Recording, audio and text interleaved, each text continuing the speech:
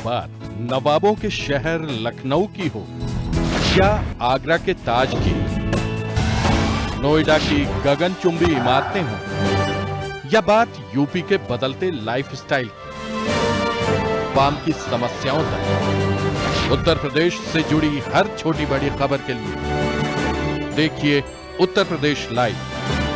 राजधानी लखनऊ में बदमाशों के हौसले बुलंद है। काकोरी थाना क्षेत्र के टिकैतगंज इलाके में बाइक सवार बदमाशों ने लूट की वारदात में असफल होने पर राहगीरों पर फायर झोंक दिया। गोली एक युवक के पैर में लगी, जिसे गंभीर हालत में अस्पताल में भर्ती करा दिया गया। वहीं पूरी वारदात को अंजाम देने के बाद बदमाश मौके से फरार हो गए। सूचना पर पहुंचे पुलिस जांच पड़ताल में जुट गई है। देखिए, ये शाम को 9:15 बजे के आसपास का घटनाक्रम है। इसमें एक व्यक्ति के साथ दो व्यक्ति जो अपाचे मोटरसाइकिल में सवार थे, उनके द्वारा मोबाइल छीना गया। और उसके आसपास के गाँव वालों को जानकारी हुई तो गाँव वाले यहाँ पर मौके पर पहुंचे, जिसमें उन्होंने इस चीज़ का विरोध किया। तो जो मोटरसाइकिल सवार जो दो बदमाश थे, उसी छीना झपटी में उनके मोटरसाइकिल यहाँ पर छोड़कर भागे हैं। और उसी में एक व्यक्ति के जो कितने लोग थे मैम? दो व्यक्ति थे जो अभी पूछताछ से पता चला है। तो लड़के थे जिन्होंने इस घटना को अंजाम दिया है, और जो मजरूब है उन्हें अस्पताल में इलाज के लिए भेजा गया है। घटनास्थल पर पहुंची एडीसीपी मनीषा ने बताया बाइक सवार दो युवक थे जो मोबाइल छीनने का प्रयास कर रहे थे। जब राहगीरों ने उनको पकड़ने का प्रयास किया तो इस दौरान बदमाशों ने फायर झोंक दिया, जिसमें एक युवक के पैर में गोली लग गई। हालांकि बदमाश मौके से फरार हो गए। खबर उत्तर प्रदेश के गाजियाबाद से है, जहां पर गाजियाबाद का एक वीडियो सोशल मीडिया के माध्यम से बड़ी तेजी से वायरल हो रहा है। बता दें कि वायरल वीडियो का संज्ञान लिया गया है, जिसमें महंत यति नरसिंहानंद सरस्वती महाराज जो है प्रधानमंत्री व अन्य महापुरुषों के संबंध में आपत्तिजनक टिप्पणी कर रहे हैं। सोशल मीडिया के माध्यम से एक वीडियो संज्ञान में आया था, जिसमें डासना देवी मंदिर के महंत यति नरसिंहानंद सरस्वती माननीय प्रधानमंत्री जी एवं अन्य ऐतिहासिक महापुरुषों के लिए अभद्र टिप्पणी कर रहे थे। उस वीडियो का संज्ञान लेते हुए थाना मसूरी पुलिस द्वारा एक अभियोग पंजीकृत किया गया है और उसके विषय में आगे अग्रिम वैधानिक कार्रवाई की जा रही है, जिसके क्रम में थाना मसूरी पर अभियोग पंजीकृत कर अग्रिम विधिक कार्रवाई की जा रही है। खबर यूपी के राजधानी लखनऊ से है, जहां पर भूकंप के झटके महसूस हुए हैं। बता दें कि 1:58 पर लखनऊ में भूकंप के झटके महसूस किए गए। इस बार 5.7 रिएक्टर स्केल के भूकंप के झटके थे। लखनऊ समेत प्रदेश के कई शहरों में महसूस हुए हैं भूकंप के झटके। इससे पहले रात 8 बजे 4.9 रिएक्टर स्केल का भूकंप आया था। 5 घंटों के भीतर 2 बार भूकंप आने से लोग डरे सहमे थे। एक्चुअली रात में अप्रॉक्स 2 बज रहा था या कुछ समथिंग ऐसे ही टाइम हो रहा था। तो हम लोग अपने बेड पे ही थे, नींद आई नहीं थी। जस्ट थोड़ी सी आँख लगी होगी तो ऐसा लगा किसी ने बेड शेक हुआ। तो फिर आई जस्ट नोटिस, और बाहर आने के बाद पता चला जब सब गैदर हुए कि हाँ भूकंप था। और बस। क्या लगा, कितनी तेज भूकंप था, किस तरीके से महसूस हुआ? किसी ने बेड को हिला दिया, ऐसा लगा कि बेड हिल गया। उत्तराखंड में भारत नेपाल सीमा पर भूकंप का केंद्र बताया गया। सुल्तानपुर में दबंगों के हौसले बुलंद हैं। हाल ये है कि दबंगों ने पहले तो जेसीबी लगाकर अहाते की बाउंड्री वॉल ढहा दी, उसके बाद घर की महिलाओं को भी जमकर पीट दिया। पीड़ित परिवार की माने तो दबंग अपने आप को संघ का बड़ा नेता बताता है। हैरानी इस बात की है कि घटना का वीडियो भी मोबाइल में कैद है, फिर भी पुलिस मुकदमा दर्ज करने के बजाय पीड़ित परिवार को टहलाने में लगी है। दरअसल ये मामला गोसाईगंज थाना क्षेत्र का है। आरोप है कि इसी थाना क्षेत्र के एक गाँव का रहने वाला अजय मिश्रा अपने आप को संघ का बड़ा नेता बताता है। अपनी दबंगई के चलते अजय ने अपने पड़ोस के रहने वाले एक व्यक्ति की दशकों पुरानी बाउंड्री वॉल जेसीबी से लगाकर ढहवा दिया। गोसाईगंज थाने से हैं हम। हमारे पटीदार अजय, अभिषेक, राम तीरथ, दुर्गेश और राज, हमारी बाउंड्री पुश्तैनी बाउंड्री को, हाथे की बाउंड्री को जेसीबी के द्वारा गिरा दिया गया। मेरे घर से फ़ोन आया कि लोग ज़बरदस्ती दीवार गिरा रहे हैं। हमने कहा ठीक है, गिराने दो उनको, तो आप लोग झगड़ा न लड़ाई कोई नहीं। उसके बाद ये लोग दीवार गिराने के बाद मेरी पत्नी को, मेरी 8 साल की बेटी को और मेरी माता 65 साल की, उनको लोगों ने मारा पीटा, घर में घुस कर मारने के बाद मेरी पत्नी ने वो लोग भाग गए, गांव देश के लोग सब लोग आए। उसके बाद मेरी पत्नी ने 112 फ़ोन किया। फ़ोन करने के बाद कप्तान साहब के पास फ़ोन किया। कप्तान साहब ने कहा थाने जाओ। थाने पे हम लोग 3 बजे से ले करके रात 8 बजे तक बैठे रहते हैं। गोल मटोल जवाब दिया जाता है या सो उनको डांट कर भगा देते हैं। मेरी तहरीर बदल दी जाती है। 3 बार मेरी तहरीर बदली गई।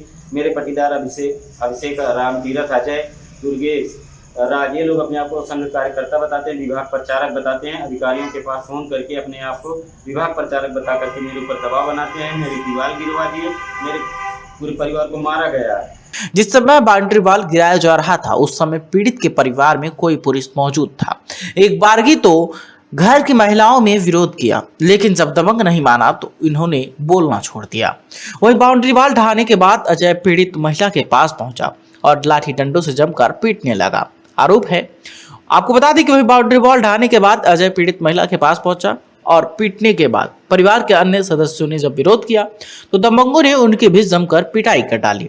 आरोप तो ये भी है कि अजय ने महिला के साथ छेड़खानी भी की। बहरहाल पीड़ित महिला ने पुलिस से गुहार लगाई है कि गोसाईगंज थाने पहुंची। शाम 3 बजे से रात के 7:30 बज गए, लेकिन गोसाईगंज पुलिस ने कोई सुनवाई नहीं की। पीड़ित महिला ने पुलिस कप्तान से फोन कर मामले को अवगत कराया। उन्होंने आश्वस्त भी किया, लेकिन अभी भी न्याय की उम्मीद महिला लगाए। सरकारी जमीनों पर अवैध कब्जे के खिलाफ योगी सरकार का बुलडोजर लगातार चल रहा है। योगी सरकार का बुलडोजर सरकारी जमीनों पर कब्जा करने वालों में कोई भेदभाव नहीं कर रहा, चाहे फिर वो कोई बीजेपी का कोई बड़ा नेता ही क्यों न हो। ताजा मामला वाटरगंज थाना के लक्ष्मणपुर गांव का है, जहां पर बीजेपी के पूर्व विधायक रवि सोनकर का घर है। रवि सोनकर महादेवा विधानसभा से 2017 में बीजेपी विधायक थे। 2022 में चुनाव हार गए थे। पूर्व विधायक के घर के सामने सरकारी गड्ढा था, जिसको पूर्व विधायक ने जबरन पाट कर रास्ता बना लिया था और पूरी सरकारी जमीन को घेर कर अपने कब्जे में ले लिया था। गांव के सिराज नाम के व्यक्ति ने पूर्व विधायक के द्वारा सरकारी जमीन और उसके खेत पर अवैध कब्जे की शिकायत की थी। शिकायतकर्ता ने आरोप लगाया कि हाईकोर्ट से जमीन पर स्टे है, पूरे गांव का पानी इसी गड्ढे में आता है। पूर्व विधायक द्वारा इस बंजर जमीन पर गड्ढे को पाट कर कब्जा कर लिया गया और गांव वालों को पानी की निकासी रुक गई है, जिसके बाद मामले की जांच शुरू हुई। मौके पर एसडीएम समेत पूरी टीम मौके पर जांच करने गई। कब्जा की गई जमीन पर पूर्व विधायक द्वारा अवैध कब्जा मिला, जिसके बाद योगी सरकार का बुलडोजर पूर्व विधायक के घर पहुंच गया। देखिए, प्रशासन की टीम ने हमें फोन किया, विधायक जी आज आपकी जमीन है उसका पैमाइश होगा। मैं स्वयं आके पैमाइश करा रहा हूँ, पैमाइश में सहयोग करा रहा हूँ। सहयोग इसलिए कर रहा हूँ कि जो लगातार आक्षेप लगता है नेताओं के ऊपर कि आपने जमीन का ये कर लिया, ये हमारी जमीन हमारे पिताजी के, स्वर्गीय पिताजी के नाम से है और लगातार इस पे फिर दूसरे उस पीढ़ी पे आया है। तो इस नाते कहीं ये नहीं कहा जा सकता कि विधायक बनने के बाद मैंने इन सारी संपत्तियों को अर्जित किया है। रही बात आक्षेप का, आज आपके सामने मौके पे राजस्व टीम है, जिसका सहयोग करने के लिए मैं स्वयं यहाँ उपस्थित हूँ। पैदा हुआ है वो विवाद सब जैसे आपके सामने ही है, आप व्यू ले सकते हैं। किसी तरीके का कोई आरोप और पटाई का जो विषय है, बरसात में लगातार चीजें थोड़ा सा इधर उधर हो जाता है, काम चल रहा है तो चीजें आ रही हैं, बस इतना ही है। काफी देर तक पूर्व विधायक और तहसीलदार के बीच नोकझोंक चलने लगा। उसके बाद योगी सरकार का बुलडोजर चलना शुरू हो गया। निर्देश पर संबंधित लेखपाल द्वारा जमीन पर अतिक्रमण करने के संबंध में एक अभियोग दर्ज कराया गया। थाना वाटरगंज पर इसकी विवेचना की जा रही है और इसमें जो भी तथ्य सामने आएंगे उसी का अनुरूप कार्रवाई। पूर्व विधायक द्वारा कब्जा की गई सरकारी जमीन से बुलडोजर ने अवैध अतिक्रमण हटाकर सरकारी जमीन को कब्जा मुक्त कराया गया। एसएसपी दीपेंद्र चौधरी ने बताया कि एसडीएम भानपुर के निर्देश पर लेखपाल की तहरीर पर पूर्व विधायक रवि सोनकर के खिलाफ सार्वजनिक संपत्ति अधिनियम के तहत मुकदमा दर्ज किया गया है। उत्तर प्रदेश के बलिया से खबर है, जहां बलिया जनपद के नरही थाना के कुटवा नारायणपुर में स्वर्गीय केदारनाथ पांडे की श्रद्धांजलि सभा का आयोजन किया गया, जिसमें मुख्य अतिथि के नाम पर समाजवादी पार्टी फेफना विधानसभा से विधायक संग्राम सिंह ने कहा कि अपने लिए कहूंगा, नेताओं, मंत्रियों, जनप्रतिनिधियों के लिए कहूंगा कि हम लोग कमजोर हैं, तभी तो बलिया के लिए मेडिकल कॉलेज नहीं खुल रहा है। मैं अपने आप को भी शामिल करता हूं। हमारे सरकार के जो विधायक, मंत्री, सांसद व जनप्रतिनिधि हैं, इतने हैं। क्या हम लोग कमजोर हैं? क्या चीतू पांडे जी ने 1942 में आजाद कर लिया, तो क्या बलिया में मेडिकल कॉलेज नहीं खुलना चाहिए था? क्या हम अपने बाबा के नाम पर चलेंगे? अपने दादा पहलवान थे, कब तक उनके नाम पर चलेंगे? हम सभी प्रतिनिधियों के साथ कहना चाहते हैं कि मुख्यमंत्री जी कहे हैं कि जमीन नहीं मिली, तो मुख्यमंत्री जी झूठ बोल रहे हैं। या दिशा के मीटिंग में मंत्री ने कहा कि जमीन का प्रस्ताव चला गया है, उसमें दिशा के मीटिंग में डीएम महोदया बैठी थी। यह बात बहुत जिम्मेदार के साथ कहना चाहता हूं कि दिशा की मीटिंग का जो सदस्य हूं, मिनिस्टर साहब झूठ बोल रहे हैं या प्रशासन झूठ बोल रहा है? मैं अपने आप को मान जो बात कहूँगा बलिया के नेताओं के लिए कहूँगा, अपने लिए कहूँगा, जनप्रतिनिधियों के लिए कहूँगा कि हम लोग कमजोर हैं, तभी तो हमारे यहाँ मेडिकल कॉलेज नहीं खुल रहा। मैं अपने आप को उसमें शामिल करता हूँ। हमारे सरकार के जो जनप्रतिनिधि इस समय है, विधायक हैं, सांसद हैं, इतने हैं, क्या हम लोग कमजोर हैं? हम कहते हैं चित्तू पांडे जी ने 42 में आज़ाद कर लिया, और क्या सबसे पहले बलिया में मेडिकल कॉलेज नहीं खुलना चाहिए था? क्या ये आत्मचिंतन नहीं करना चाहिए? हम अपने बाबा के नाम पर चलेंगे, अपने दादा पहलवान थे उनके नाम पर कब तक हम चलेंगे? हम सभी प्रतिनिधियों से कहना चाहते हैं कि अगर ये बात सही है, मुख्यमंत्री जी ने कहा, मैंने नहीं सुना नहीं है, मैं लखनऊ में था और प्रमुख जी का फोन गया तो मैं इसी कार्यक्रम के लिए लखनऊ से बलिया आया हूँ। आप अगर कह रहे हैं कि मुख्यमंत्री जी ने कहा जमीन नहीं मिली, या तो मुख्यमंत्री जी झूठ बोल रहे हैं, या दिशा की मीटिंग में मंत्री ने कहा सबके बीच में कि जमीन का प्रस्ताव चला गया है, उसमें जिलाधिकारी महोदया भी बैठी थी। और मैं ये बात बहुत जिम्मेदारी के साथ कहना चाहता हूँ, मैं उसका सदस्य हूँ दिशा की मीटिंग का, कि या तो उनके मिनिस्टर झूठ बोल रहे हैं, प्रशासन झूठ बोल रहा है, या मुख्यमंत्री जी झूठ बोल रहे हैं। ये ठीक नहीं है बलिया के लिए। मेडिकल कॉलेज बनना चाहिए। अगर पुनः विधानसभा चलेगी तो इस बात को बलिया की तरफ से उठाने का काम करूंगा। और क्या कुछ कहा, आइए सुनते हैं। एक तरफा प्यार में युवक ने युवती को तीसरी मंजिल से नीचे फेंक कर हत्या कर दी। लगातार युवती से युवक छेड़खानी करता था। परिजन ने छेड़खानी की शिकायत पर एक्शन न लेने का पुलिस पर आरोप भी लगाया। पुलिस ने आरोपी से जबरन समझौता भी कराने का आरोप लगाया। पुलिस की गिरफ्त में खड़ा ये शख्स युवती से एक तरफा प्यार करता था। प्यार में पागल युवक ने युवती को तीसरे मंजिल से धकेल दिया। युवती गंभीर रूप से घायल हो गई। प्रेमी युवक भाई बनकर भर्ती कराने के नाम पर अपने साथ घायल अवस्था में युवती लेकर चला गया और युवती को जाते जाते मौत हो गई। इसके बाद आरोपी ने प्लान बनाया कि शीतल के शव को जला दिया जाए, जिसके बाद शव को लेकर भाग रहे प्रेमी को पुलिस ने गाजियाबाद से गिरफ्तार किया। कब्जे से युवती का शव भी बरामद कर लिया।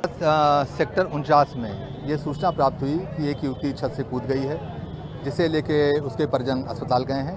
मौके पर पुलिस पहुंची तो ज्ञात हुआ कि ये 22 वर्षीय युवती छत से गिर गई है या कूद गई है, और उसका जो भाई है गौरव, वो उसे लेके अस्पताल गया है। वहाँ पूछताछ की गई तो ये ज्ञात नहीं हो पाया किस अस्पताल गया है। फिर जानकारी करने पे मालूम चला कि ये जो युवक गौरव है उसका भाई नहीं है, तो उसका मित्र था और विगत कई वर्षों से इनकी आपस में दोस्ती थी। ये युवती इस युवक से दोस्ती नहीं रखना चाह रही थी, लेकिन युवक उसके पीछे पड़ा हुआ था। इस बात की कंप्लेंट भी 29 सितंबर को थाने पे की गई थी। दोनों के परिजन भी आए थे और लड़के द्वारा वहाँ पर गलती मानी गई। स्वीकार किया गया कि वो अब लड़की से कोई संपर्क नहीं रखेगा। लिखित में उनके द्वारा एप्लीकेशन दी गई, जिसका जीडी पे तस्करा भी पड़ा हुआ है। पुलिस द्वारा एहतियातन 151 में इसको गिरफ्तार भी किया गया था और ये व्यक्ति आज उससे मिलने आया लड़की से पुनः, और इसके द्वारा ज़बरदस्ती की गई कि लड़की उसके संपर्क में रहे। लड़की द्वारा मना किया गया तो इस युवक द्वारा उसे धक्का दे दिया गया और यहाँ से उसकी डेड बॉडी लेके भाग रहा था। पहले गाजियाबाद गया, उसके बाद मेरठ की तरफ जा रहा था। ये फ़ोन नहीं उठा रहा था। सर्विलांस से इसका लोकेशन ट्रेस किया गया और पुलिस युवती के परिजनों को लेकर साथ में गई और गाजियाबाद से इसको पकड़ा गया। मिली जानकारी के मुताबिक मृतक युवती की पहचान शीतल के रूप में हुई, जिसकी उम्र लगभग 22 वर्ष है, जो पूर्व में एक ही LIC कंपनी में जॉब करते थे। मृतक शीतल और आरोपी गौरव 5 साल तक लिव इन रिलेशनशिप रही, लेकिन किसी बात को लेकर दोनों में झगड़ा हो गया, जिसके बाद शीतल अलग रहने लगी। एडिशनल DCP आशुतोष द्विवेदी ने जानकारी देते हुए बताया कि कुछ दिन पहले ही सेक्टर 49 थाने में इन दोनों की शिकायत आई थी, जिस पर पुलिस ने 151 के तहत आरोपी प्रेमी युवक पर कार्रवाई भी की थी। मिली जानकारी के मुताबिक आरोपी गौरव ने पुलिस को बताया कि वह दोनों 2 वर्ष पहले एक LIC कंपनी में काम करते थे, तभी जान पहचान हुई, जिसके बाद वह रिलेशनशिप में 5 वर्षों तक रहे।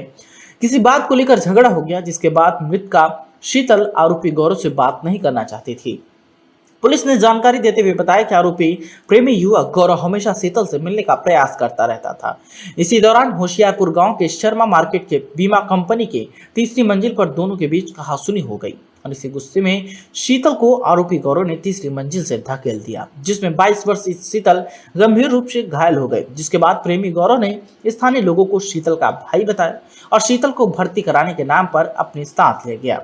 इस दौरान शीतल की मौत हो गई। शव को लेकर भागने लगा। पुलिस ने गाजियाबाद से आरोपी गौरव को गिरफ्तार कर लिया और कब्जे से शीतल का शव भी बरामद किया।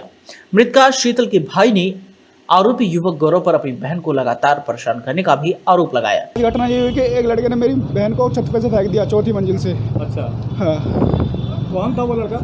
वो लड़का उस लड़के का पीछा करता मेरी बहन का बहुत दिन से। अच्छा, तो आपने कभी इसकी शिकायत करने की कोशिश करी पुलिस के पास? ऐसे अभी 1 महीने पहले शिकायत की थी। वो घर पाके बदतमीज करके गया था। सुबह 6 बजे का टाइम था। कंप्लेंट करी गई पुलिस में, पुलिस से कंप्लेंट करी थी। तो उसके बाद वो लड़का आया वहाँ पे, वो पकड़ा गया। पुलिस वाले ने थाने गए, थाने में जाके पुलिस वालों ने हमें डरा धमका के किसी भी कारण से हमें से लिखवा लिया कि समझौता कर लो, कुछ नहीं होगा। तो हमने समझौता कर लिया, उस लड़के को छोड़ दिया गया। हमने कहा कि अब इस पर एक्शन लिया जाए, कल को हमारी बहन को मार दे तो क्या होगा। तो उनका समझौता कर लो, कुछ नहीं होगा, वैसे ही गलती से हो गया होगा, लड़का माफ़ी मांग रहा है। इस तरीके से उसने कर दिया। आज पूरी क्या घटना हुई? आज पूरी घटना हुई थी। सुबह लड़की निकली, मेरी बहन जो थी सुबह निकली, और निकलने के बाद वो मेरे से कह रही थी कि भैया मुझे छोड़ा वहाँ पे ऑफिस तक, बट मैं किसी कारण नहीं कर पाया, पापा का ऑफिस जाने के कारण। तो वो चली गई। अब उस टाइम थोड़ी देर बाद ही वहाँ से हमारे जीते निकल रहे थे, वो उन्होंने देखा कि उस छत के ऊपर से उस लड़की को फेंक दिया गया। साथ ही पुलिस पर भी लापरवाही बरतने का आरोप लगाया है।